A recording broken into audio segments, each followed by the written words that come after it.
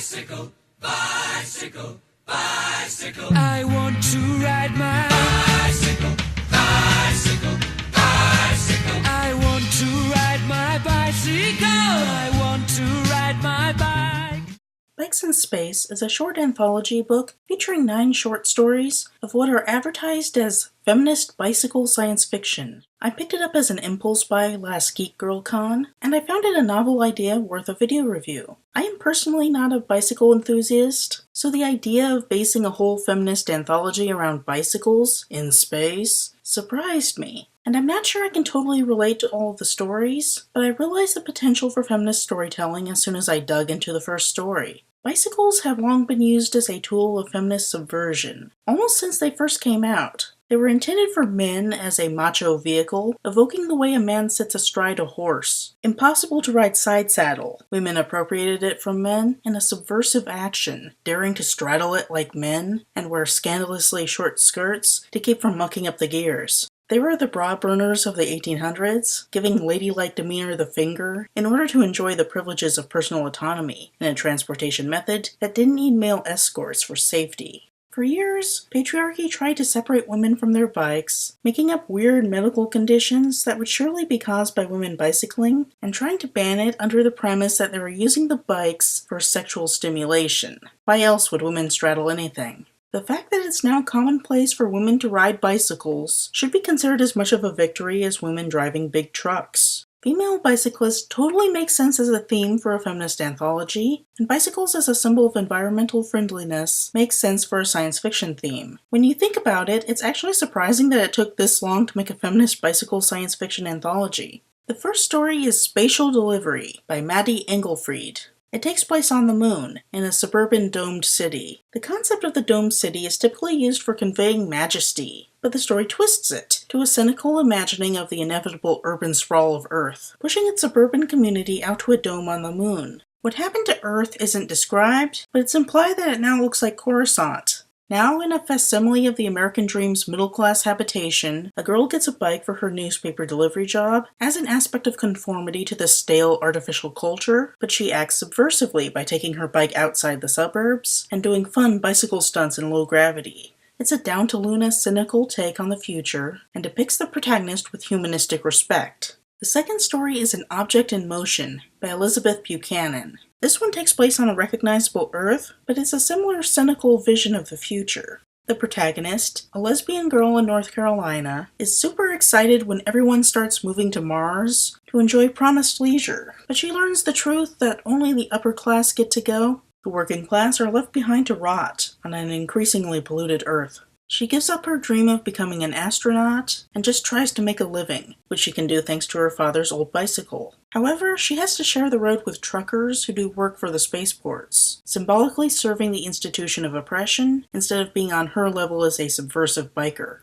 One trucker turns out to be flat-out evil and tries to kill her in a chase scene evocative of the film Duel. The truck becomes symbolic of the institution itself. It is big and powerful, and it has the power to destroy her and her bike. However, her bike is a tool of subversion, and while it can't destroy the institution, it can enable her autonomous movement in a way that the institution can't for its servants. She takes advantage of the bicycle's small size to go up a steep hill that gives the truck trouble, and then uses the potential energy built up to coast her way down with agility that the truck can't counter. It ends ambiguously, with her either toppling off the edge and about to die, or successfully escaping and able to live. Either way, the bicycle's speed finally enables her to feel the joy that she would have felt on a rocket to Mars.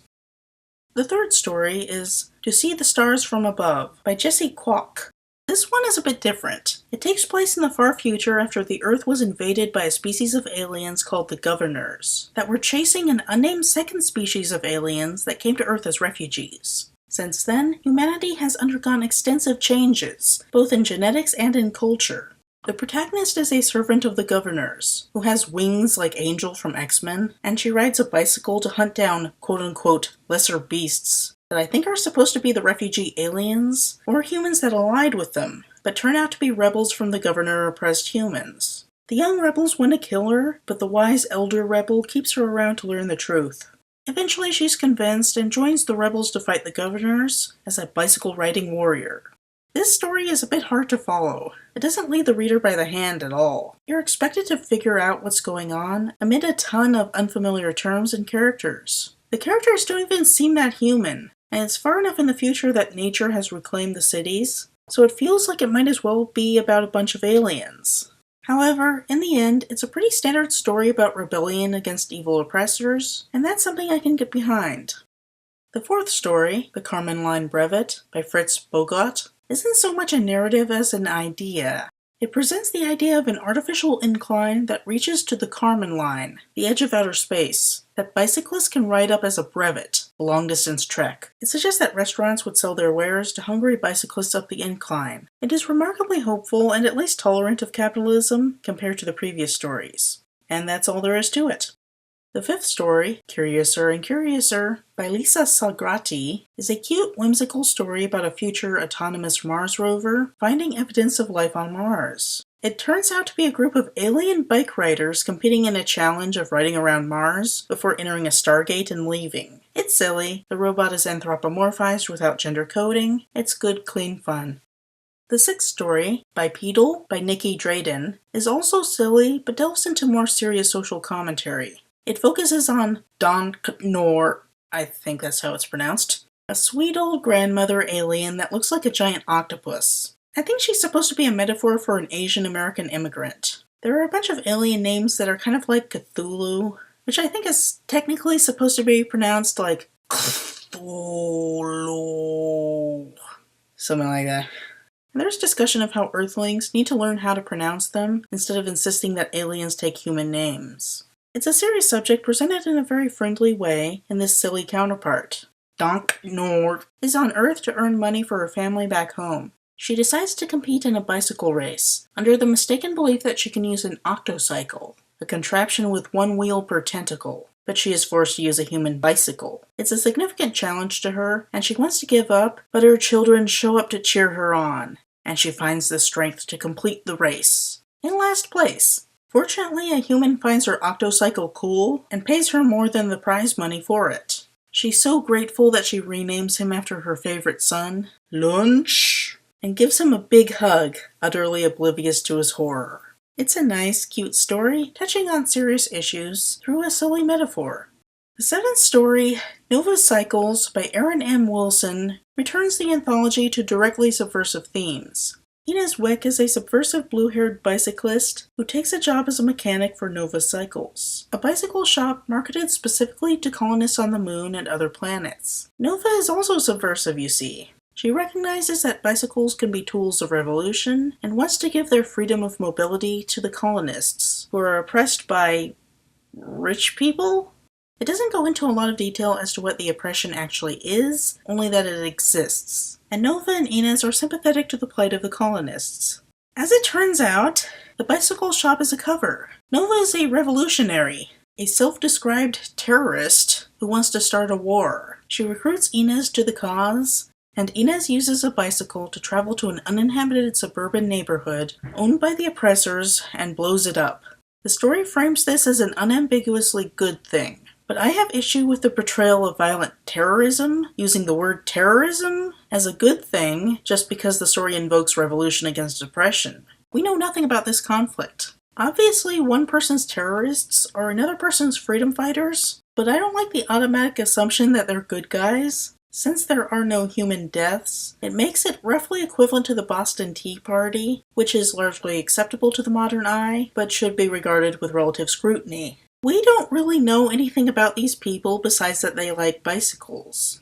The whole idea of a war, a campaign of killing people, and asking people to put their lives on the line, should be regarded with more respect than its cavalier usage here as just what you do when you're faced with oppression. We don't even know what the oppression is. The whole story just leaves a bad taste in my mouth, because it generally feels disrespectful of human life. The eighth story, The Revelation of McCallum 5, by an anonymous writer using the username Megalon5, is kind of a screed written for, I think, modern revolutionary-minded bicyclists. The speaker indicates that they're a real revolutionary, unlike the young punks they observe. They say it's not subversive to ride a bicycle and have a power of mobility that can survive the apocalypse, because the quote-unquote apocalypse has already happened. The quote-unquote apocalypse is the widespread acceptance of capitalism and the wicked problem of global warming. They encourage the reader to be the messenger that there is an apocalypse by bicycling as a statement. At least I think that's what's going on. It's really poetic and hard to understand with hyperbolic exclamations like, "You are not on the wheel," or even "in the wheel, you are of the wheel." Yeah, this one's a bit of a head scratcher. I imagine the author was on something when they wrote it.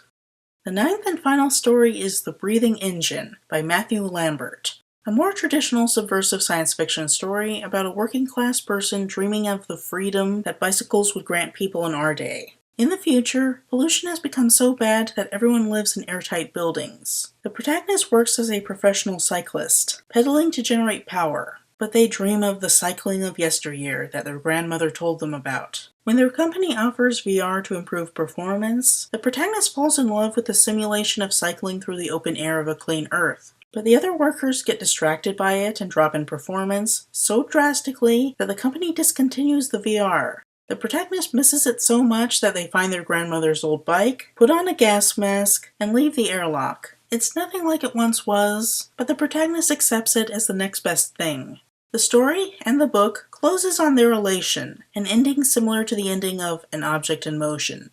Bikes in Space is a bit of a mixed bag. Some of the stories are hard to follow, and a couple don't even feel like actual stories. I have issues with the politics of a few, especially the warmongering of Nova Cycles. However, the premise of feminist science fiction largely holds up.